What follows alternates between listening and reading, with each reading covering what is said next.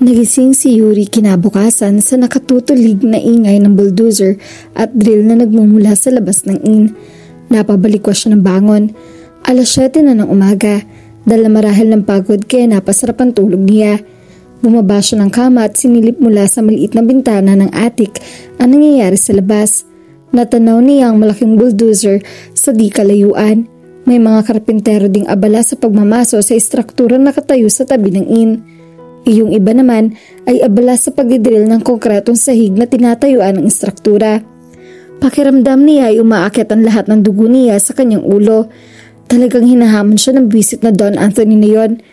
Dahil ayaw niyang pumayag na ipagbili rito ang kanyang lupa, bubulabugin naman nito ang negosyo niya. Hinagilap niya ang kanyang tsinelas at tuloy-tuloy na lumabas sa kwarto.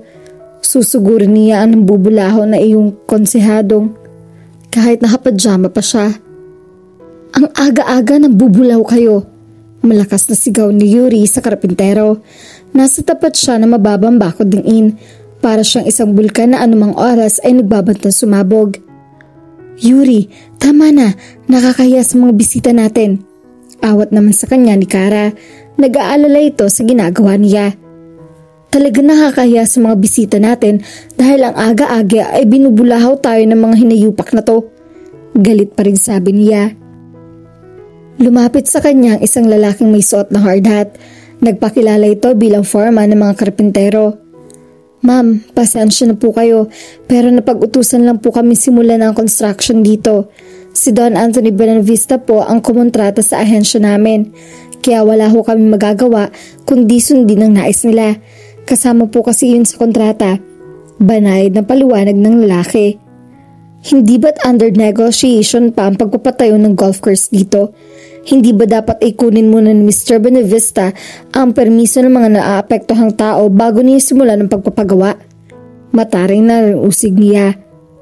Ma'am, hindi po namin alam ang proseso ng negosasyon. Pinasimulan po sa amin ng paggawa kaya inisip naming napasabihan na kayo.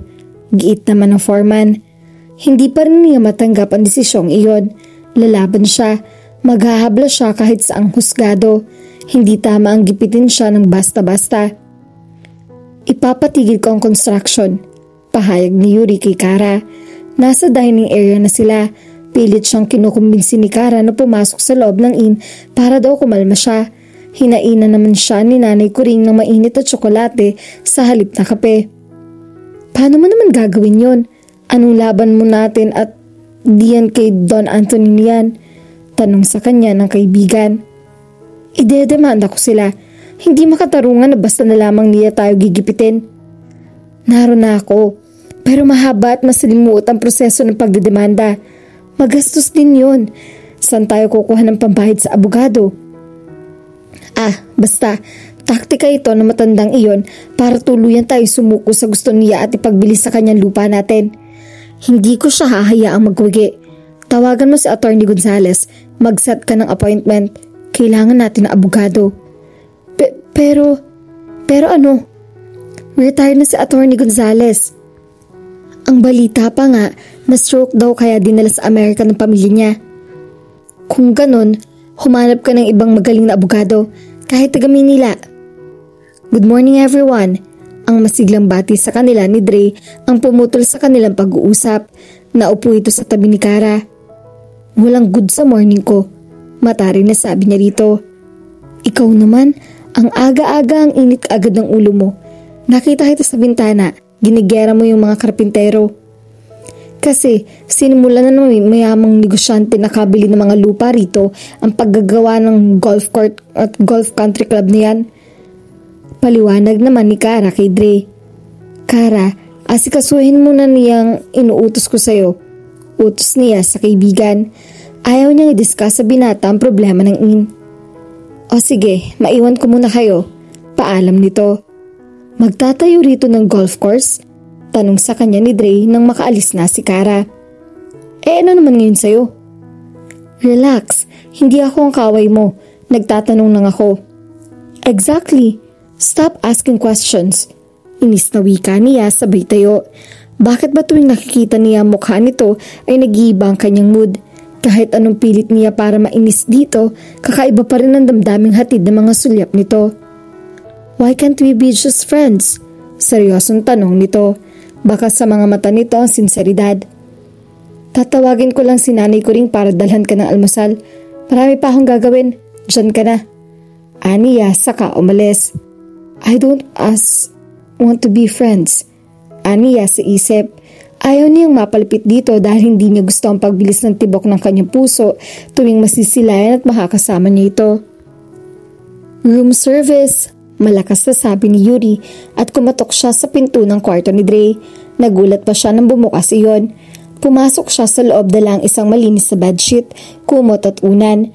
Bit-bit din niya sa isang kamay ang basket na naglalaman ng feather duster, portable vacuum cleaner at iba pang gamit ng panlinis. Wala si Dre. Inumpisahan na niya paglilinis. Nagkalat ang mga damit sa ibabaw ng magulong kama. May pagkaburara rin pala ng lalaking yon. Aniya sa sarili. Naulinigan pa niya ang lagaslas ng tubig na nagmumula sa banyo. Aksayado pa sa tubig, iniwan pang nakabukas ang gripo. Walang sabi-sabing pumasok siya sa loob ng banyo para lamang mapatili at muling lumabas. Nakatakip ang isang kamay niya sa kanyang mga mata. Naroon pala si Dre at naliligo. Kitang-kita niya ang likod nito. Anong ginagawa mo rito? Gulat na tanong nito. Sumunod ito sa kanya. Inalis niya ang takip sa kanyang mga mata, saka siya humarap dito. Tumambad sa kanya ang anyo nito. Natigilan siya. Nakatapi ito ng tuwalya. Basang-basa ang katawan nito. Bumilis ang pagtahip ng kanyang dibdib. Sa tanang buhay niya, nun lang siya nakakita ng hubad na lalaki. Naramdaman niya ang pag-init ng mga mukha niya at naumid ang kanyang dila. Narinig mo ba ako? Iritado ang tono nito. Anong ginagawa mo rito? Ulit nito sa tanong kanina. Nun lamang siya narinig at nawaring natauhan. Room service. Kanina pa akong sigaw na sigaw pero walang sumasagot. Kaya akala ko walang tao. Kaya pumasok ka nang hindi kumakatok sa pinto? Hindi ko alam na nasa banyo ka. Ang akala ko naiwan mo lang na nakabukas ang gripo. Sa uli-uli, siguruhin mong munang walang tao. I'm sorry. Napayuko siya. Hindi siya makatingin ng diretso dito. It's alright. Bakit nga pala ikaw nag-room service? Nagtaas siya ng tingin dito. Hindi na nakakunot ang noon nito. Lumambot na rin ang ekspresyon sa mukha nito. Ako talaga naglilinis sa mga kwarto. Salitan kami ni Kara. Pero sige, babalik na lang ako pagkatapos mong maligo. Uunahin ko muna yung kabilang kwarto. No, wait Yuri. I'm sorry. I didn't mean to bark at you like that. Nagulat lang ako. I'll go ahead. Yuri. Hindi na niya hinintay ang sasabihin nito. Tama nang halos natameme siya sa pagkahiya. Lumabas na siya ng kwarto at ipininid ang pinto.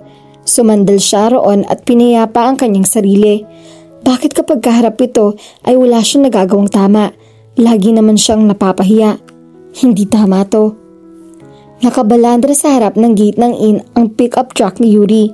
Paalis sana siya ng hapong iyon pero puntahan sa kabilang bayan ang abogadong naapohap ni Kara. Ang kaso, tumirik ang pick-up niya bago siya makalabas ng driveway. Nayayamot na itinaas niya ang hood niyon. Mainit ang sikat ng araw dahil alauna na ng hapon. Tumatagaktak na ang kanyang pawis. Wala naman kasing aircon ng kanyang pick-up. Basa na ang pawis ng likod niya ng pink blouse niya. Kung kailan naman may importanteng lakad siya, ay saka pa siya nagkaganoon. Binutingting niya ang wire na nakakabit sa baterya. Baka loose lang ang wiring kaya nahirapan siya mag-start. Kinuha niya ang wrench mula sa likod ng pick-up at saka pinukpok ang terminal ng baterya.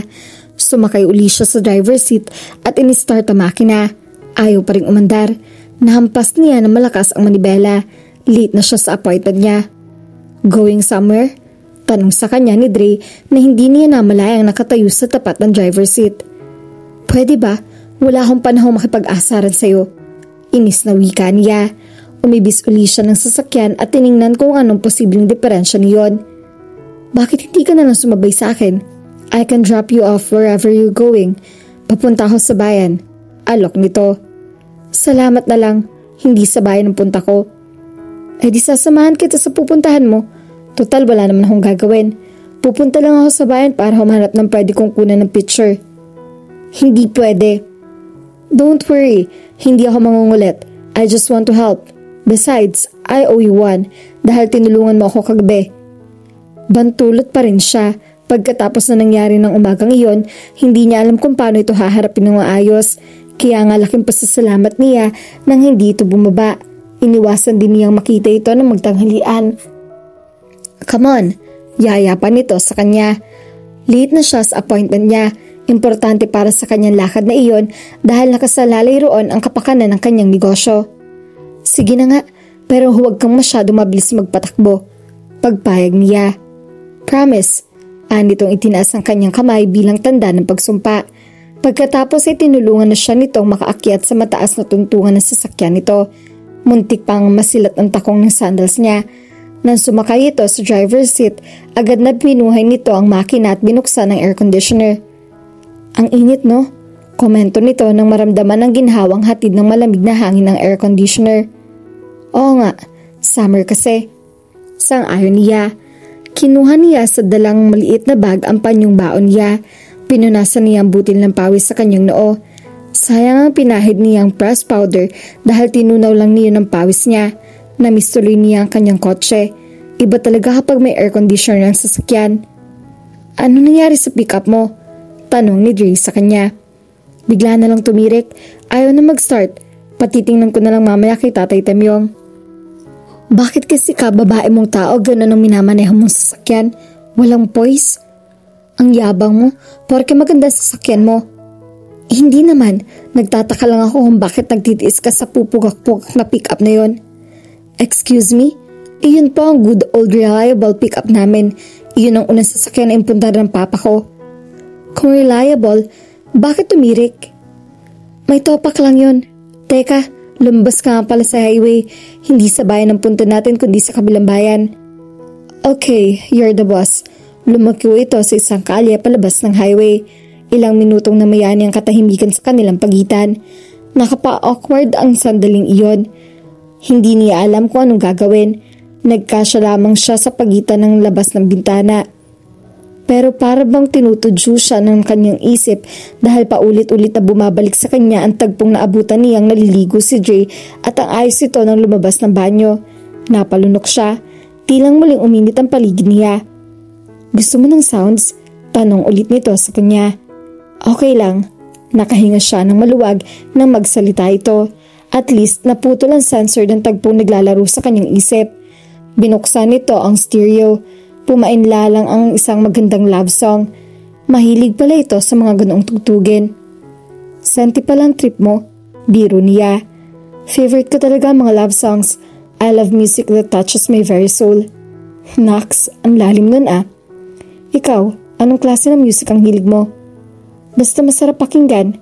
Para mga ganyan. Nothing specific. Ayaw ko lang ng mga tugtog na parang puro hiyawan at sigawan na wala nang iintindihan. Anti-rock ka pala. Like you've said, music should touch your soul. Nakaka-touch ba ang puro sigawan?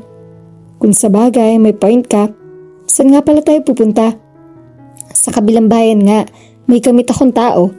Anya. Pambihira, makikita pag-date lang ka pala. Tila naiirita ang wika nito.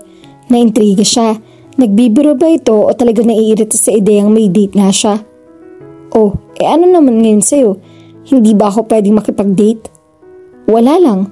Seryosong wika nito. Naghari uli ang katahimikan.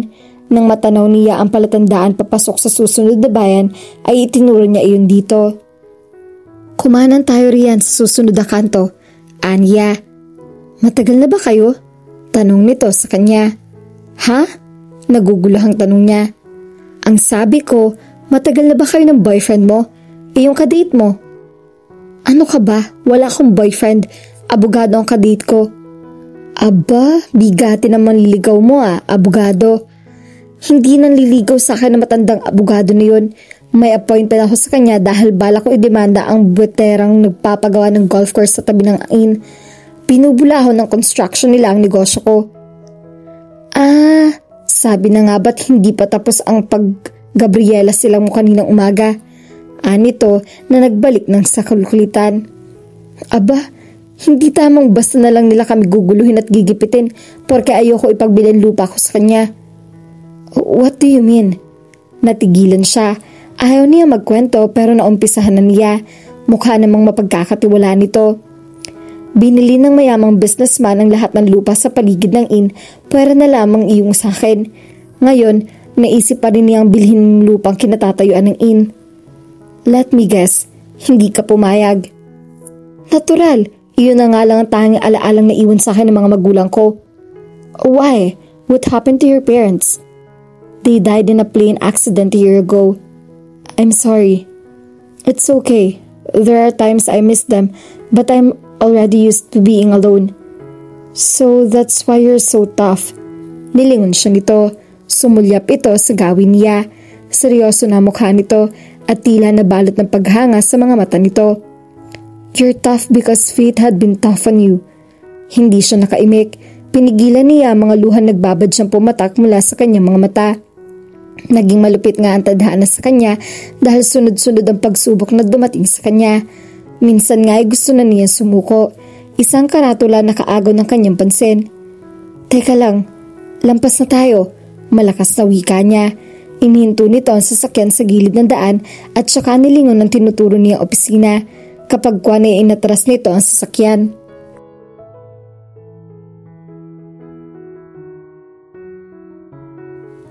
At dito na po nagtatapos ang ating kwento. Sabay-sabay po nating abangan ang susunod na kabanata. Maraming salamat po. God bless and stay safe.